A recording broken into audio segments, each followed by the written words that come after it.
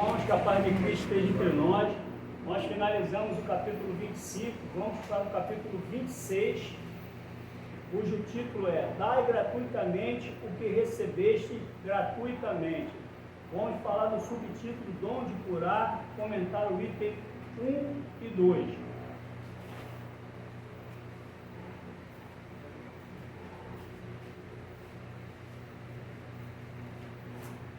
Restitui a saúde aos doentes, ressuscitai os mortos, curai os leprosos, expulsai os demônios, dai gratuitamente o que gratuitamente recebeste. São Mateus, capítulo 10, versículo 8.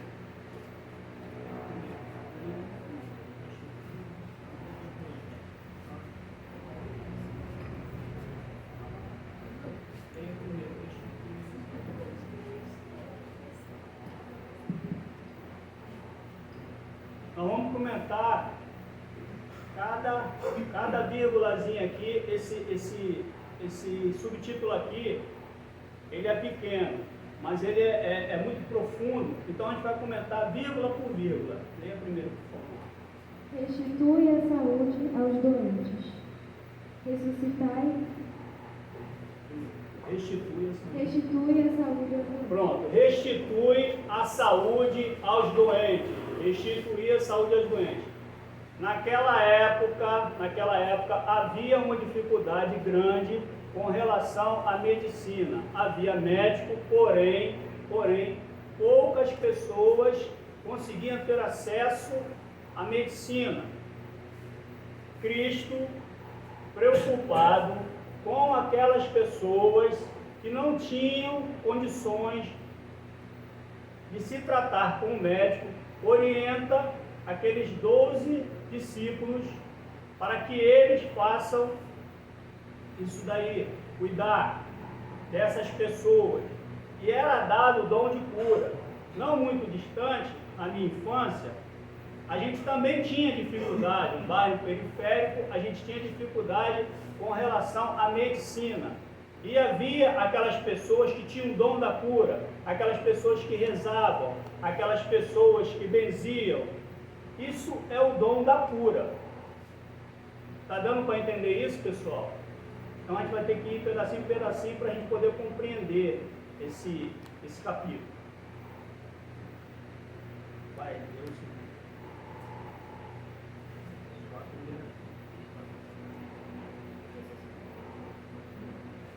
Ressuscitai os mortos.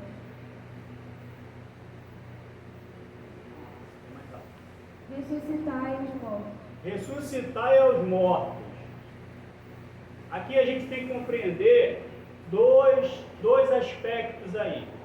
Primeiramente, ressuscitai os mortos. Cristo não disse que nenhum daqueles que ele foi lá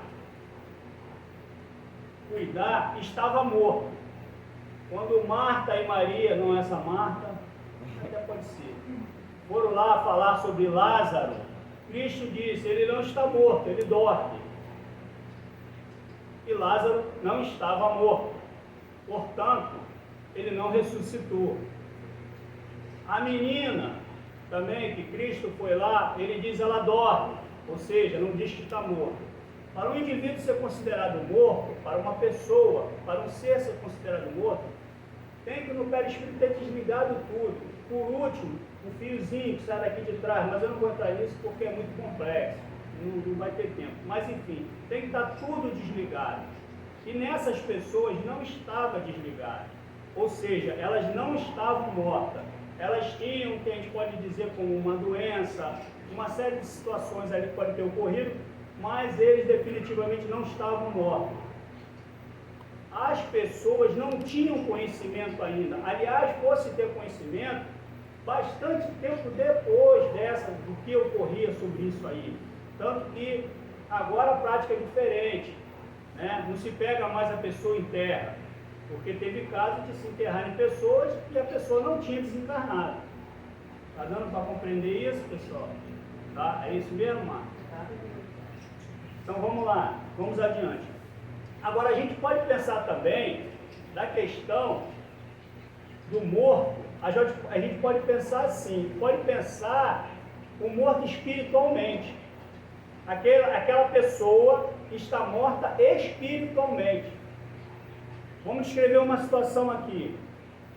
Aquele que se afasta de Deus, aquele que não tem mais sentido na sua vida, aquele que sai por aí. Eu estava ouvindo uma senhora falando, e eu fiquei até comovido com aquilo ali, que ela disse que ela saía no meio da rua, para ela tanto faz, se ela ia, para onde ela ia, se ela voltava, ou seja, espiritualmente ela está morta, ela não vê sentido na sua vida. Uma pessoa que passa o dia todinho dentro de um quarto, deitado numa cama, esse quarto pode ser um sepulcro.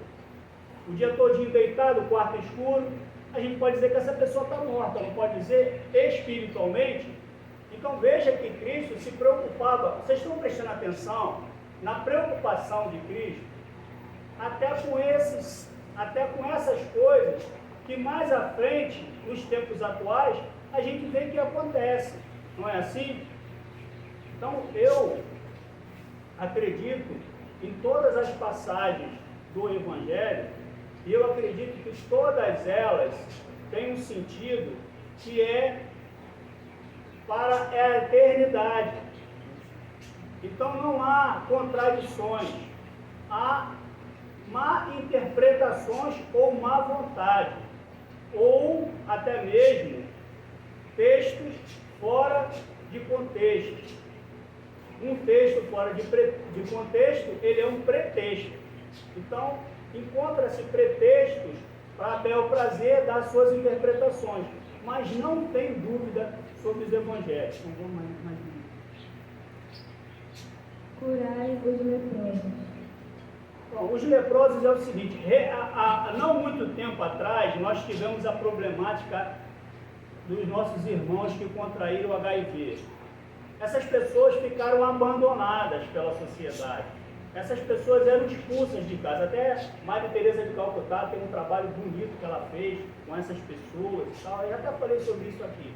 Mas o que eu quero dizer é que a lepra naquela época era como se fosse isso daí. Essas pessoas, elas viviam de um lado para o outro. Elas não tinham paradeiro. E elas eram ocupadas, eram consideradas pessoas imundas. Tanto que Jesus curou muitos leprosos. Muitos, não foram poucos não. Maria Madalena depois foi cuidar deles, né? E eles estabeleceram ali uma dignidade para aquelas pessoas que além da dor física, da dor na alma, elas tinham, como é que se diz?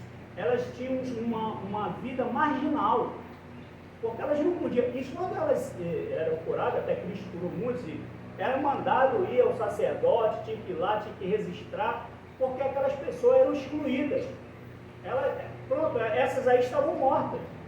Então tinha que se apresentar lá para registrar, para essa pessoa poder voltar. Deu para entender isso, pessoal? Então, vamos adiante. Expulsai os demônios. Bom, expulsar os demônios é mais um caso típico dos nossos irmãos católicos que fazem algumas confusões com as interpretações. Eles misturaram, veja bem, desculpe se tiver algum católico aqui, mas eles misturaram a sua própria religião com o romano, fizeram uma coisa que não tem nada a ver com o cristianismo, e aí a palavra demônio, na verdade, ela era daimon, não é da música da Rihanna não, tá? Mas era daimon, que era considerado espírito, podemos dizer assim na tradução grega, tá? Era considerado espírito, daimon. E aí depois eles botam o demônio porque eles tinham que criar uma figura antagônica. Eles tinham que implantar a sua religião através do medo das pessoas. Mas não tem nada a ver de demônio. Tinha sim espíritos bons e espíritos que não eram bons. E essa questão de expulsar também já foi uma coisa de uma interpretação errônea dos nossos irmãos protestantes. E eles trabalham com essa coisa de expulsar. Jesus não expulsou demônio nenhum. Jesus conversava, dialogava, tanto que ele dava a possibilidade deles se manifestarem, até tem aquela passagem dos porcos, né? Então ele dá essa possibilidade para eles se manifestarem, Só que em um dado momento, Cristo usava da sua autoridade e fazia com que ele se retirasse. Mas não expulsava, porque não faz sentido você expulsar um espírito ignorante, um espírito que ainda persiste no mal. Não faz sentido você expulsar ele, porque na verdade a doutrina do Cristo, ela veio tanto para encarnados como para desencarnados. Ela não veio só para os encarnados. E ela veio para aqueles que estavam seguindo um caminho correto e aqueles que estavam seguindo um caminho errado. Muito mais até para aqueles que seguiam o caminho errado. Porque o hospital é para os doentes, não é assim? São os doentes que precisam do hospital e de socorro. Então, não expulsava demônios.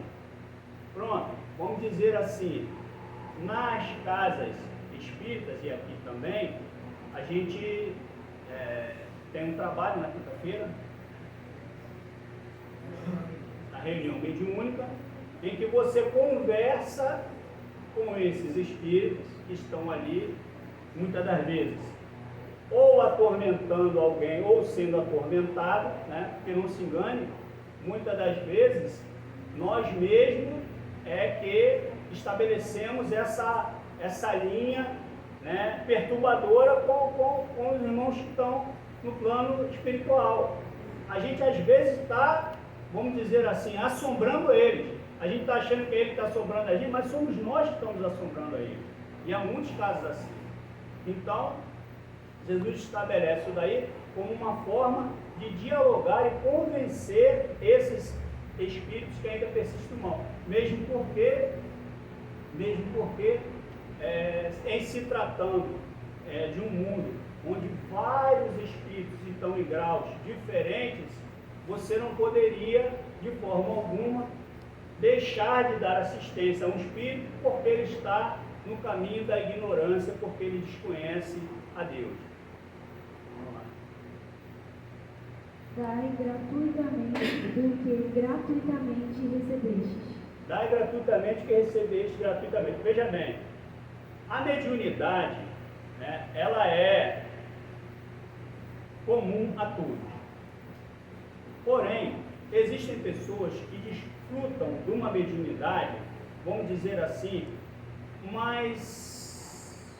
Como é que eu vou usar a palavra? Apurada.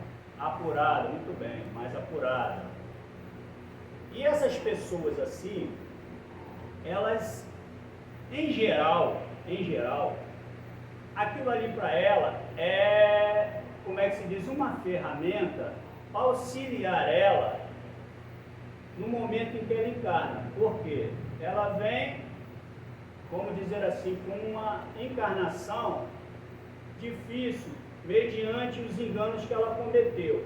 Aí, esta mediunidade aflorada, ela vai ser um auxílio para essa pessoa.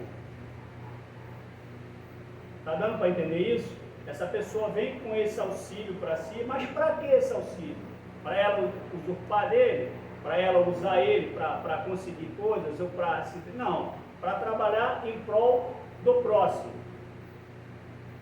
Porque você não vai conseguir, nós não vamos conseguir quitar os débitos ou corrigir os enganos se não for através da caridade. Então, essa mediunidade mais aflorada, ela vem nesse sentido, para auxiliar a pessoa. E aí eu faço uma pergunta a vocês. A cura é uma via de mão única ou é uma via de mão dupla? A cura. Aquele indivíduo que tem a condição de curar, vocês acham que é o quê? Uma via de mão única? É uma via de mão dupla? Mão dupla, né? Mão dupla. Então a gente já começa a perceber aqui, e olha que coisa interessante. Você recebe um bônus para você poder trabalhar em prol do seu irmão, mas esse bônus, cada vez que você utiliza para o seu irmão, ele retorna para você. Seria bom se a gente pudesse fazer assim com as nossas dívidas, né? Só que não, né? A dívida não dá não, né? Dívida só trabalhando mesmo. Então, ele retorna. Só que ele não é seu. Ele não é seu. E aí a gente percebe que algumas instituições, até recentemente teve um caso aí que foi muito comentado, que eu não vou comentar aqui porque eles fazem um trabalho muito bonito, eu não vou entrar nessa seara. Mas aí começam os enganos, que por exemplo, faz a cura, mas aí vende uma água, vende um chá. Não pode. Não pode associar nada. Bom, vou explicar melhor. Você frequenta uma casa, recentemente teve essa casa que ficou exposta aí, infelizmente, mas vamos lá. Você frequenta uma casa, aí nessa casa tem os médiuns que estão lá, médiuns de cura, tem um trabalho para curar as pessoas, para auxiliar as pessoas. Mas aí agregado a isso, eles vendem lá um chazinho, eles vendem umas águas, uma garrafinha. Não pode. Não pode fazer essa casadinha do bem. Não pode fazer isso. Está dando para compreender isso, pessoal? Outra coisa, os elogios. Né? Esses elogios, eles também não são muito bem-vindos, não. Porque, como eu disse antes, esse médium que vem, ele é doente ainda. E aí ele tem a vaidade. Aqueles agradecimentos, aquele cartãozinho no final do ano, isso também não pode. Pode parecer uma coisa, vamos dizer assim, radical, mas não é. Por quê? Porque daqui a pouco você começa a só querer atender aqueles que lhe agradecem. Porque você diz assim, não, mas aquela criatura ali é antipática, ela nem agradece, ela nem agradeceu. Aí você começa a cair nos enganos. Você não pode fazer uma palestra só para aqueles que gostam da sua palestra. Você tem que fazer para todos, porque você está fazendo por si, primeiramente, e segundo, na intenção do seu próximo. Então, acontece esses enganos, que é uma coisa complicada da gente falar aqui, mas verdadeiramente acontece. Existem casas que tem pessoas que têm mais destaque do que os outros, porque o outro ali, aquele ali só fica na porta, mas aquele outro lá não, aquele outro ele faz a palestra, aquele outro ele é do trabalho mediúnico. Isso também não pode, porque se for desenvolvendo as vaidades, e ele tem que ser gratuito em todos os aspectos. É meio confuso isso, mas está dando para compreender o que eu estou falando? Tá, dona Mara? A senhora tem um relato? Eu gosto do seu relato. Você tem algum relato sobre isso aí? Não? Bom, eu... Quem fala em seu relato? Logo quando começou a casa aqui, e que se apresentou o cantor, aquele que me escolheu para trabalhar, que acabou com as matas, e acabou com as matas, eu vinha fazer o trabalho, ficava direto, do início ao fim. E as pessoas começaram a querer, não, só quero falar com o caboclo, só quero tomar parte com o caboclo. Então, o próprio irmão disse, não, a partir de agora, só em caso de necessidade. E não veio mais de terra enquanto tiver o trabalho. Só em caso de necessidade, ou geralmente tratamento desobsessivo. Por quê? Para que nem eu criasse vaidade, nem as outras pessoas se tornassem dependentes disso. Porque todos são importantes. Todos são importantes. Todos têm sua particularidade, sua mediunidade e sua energia e são aptos para fazer a caridade aqui. Não só os médicos. Muito bem. Então, meus irmãos, é simples, mas é complexo, tá? É simples, mas é complexo. Então, vamos ler aqui agora hoje. Pode ler na íntegra. Dai gratuitamente o que gratuitamente recebestes, disse Jesus aos seus discípulos.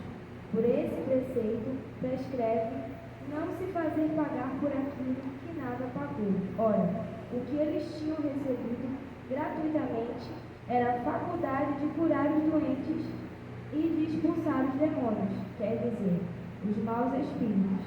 Esse dom lhes fora dado gratuitamente por Deus, para o alívio daqueles que sofriam e para ajudar a propagação da fé, e lhes disse para dele não fazerem um tráfico, nem um objeto de especulação, nem um meio de vida. Eu recentemente vi um palestrante e escritor espírita que ele largou a doutrina e ele foi escrever livros de autoajuda. Já deve estar rico ele nessa hora, né? Porque o que mais a gente tem aí são problemas de ordem mental, né?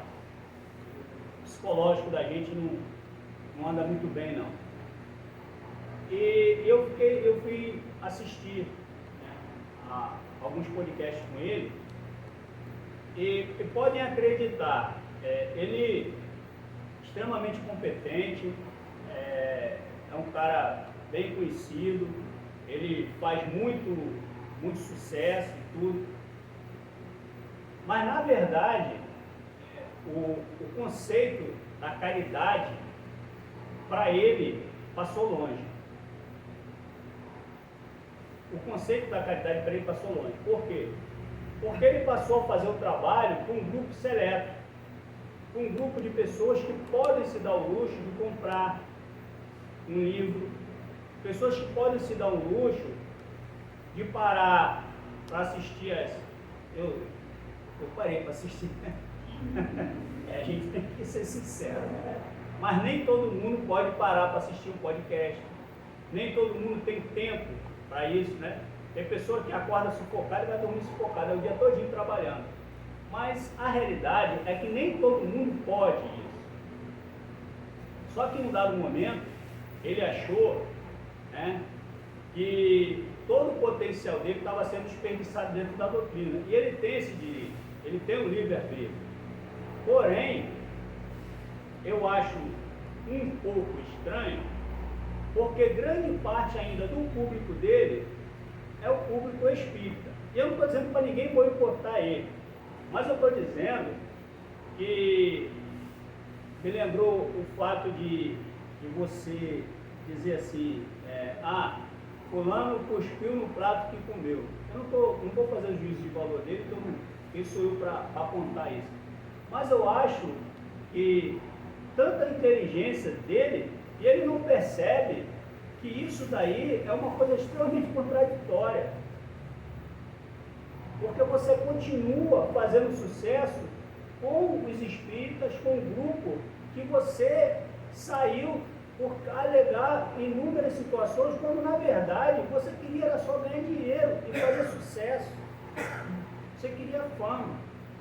E eu não estou dizendo que o espírita não tem que ler, achei muito interessante as coisas dele, mas com certeza, quando ele estava fazendo as palestras dele, ele passou por esse capítulo aí. Passou? Passou. Então, veja que ele está mais de 20 anos, porque quando ele entrou bem novinho. Até a história dele é bem interessante, é bonita a história dele. Tem muita coisa boa para a gente tirar ali. Eu estou falando assim, mas tem muita coisa positiva na história dele. Ele entrou muito novo, né? Ele é de uma família com recursos e tal, enfim, isso não vem o caso. Mas só que esse capítulo aí, ao longo dos 20 anos dele, ou mais, que ele passou, ele deve ter lido não sei quantas vezes. Então, quando a gente estiver lendo o Evangelho, ou a Bíblia, ou o que quer que seja, nunca leia achando que você já sabe. Nunca pense assim que você, eu já li, já sei tudo de cor salteado. Não sabe. Você não sabe. Muitas das vezes você passa a vista sobre um capítulo e você não consegue tirar o espírito que está ali. Você fica preso na letra. É por isso que há muitas contradições ainda causadas pelo homem, porque ele fica buscando a letra e não consegue tirar o espírito. Ele não consegue tirar o espírito daquilo que ele lê. E o que a gente está falando hoje aqui é que é uma coisa muito mais complexa. é uma coisa que é acertado bem antes da nossa encarnação. Antes de nós, da nossa reencarnação. Já no plano espiritual, isso já é acertado. E eu estava vendo o Campetti, eu não tenho o nome dele aqui, Carlos Campetti. Carlos Campetti estava falando uma coisa que eu achei interessante. Ele estava descrevendo casos de pessoas que têm um conhecimento, e que recebeu os dons, a condição espiritual para o trabalho, e que fizeram o contrário. Ele estava descrevendo que essas pessoas, elas vão depois para o plano espiritual, elas se deparam como se elas estivessem no inferno, né? O inferno não existe, mas vamos dizer assim, como no inferno. E é estranho, porque a pessoa passou a vida toda estudando aquilo ali. Só que as ações falam muito mais. E aí ele estava fazendo um alerta, e até ele disse que ele fala isso nas casas espíritas quando ele vai palestrar. Então, não é simples a questão, quando a gente vê uma pessoa trabalhando, não é tão simples assim. A responsabilidade é muito grande. E não é somente você acordar de manhã, hoje eu vou fazer um trabalho. Não é só isso. É muito mais que isso. Porque você tem no seu dia uma série de situações que você vai tentando digerir, aí você vai tentando lidar com a complexidade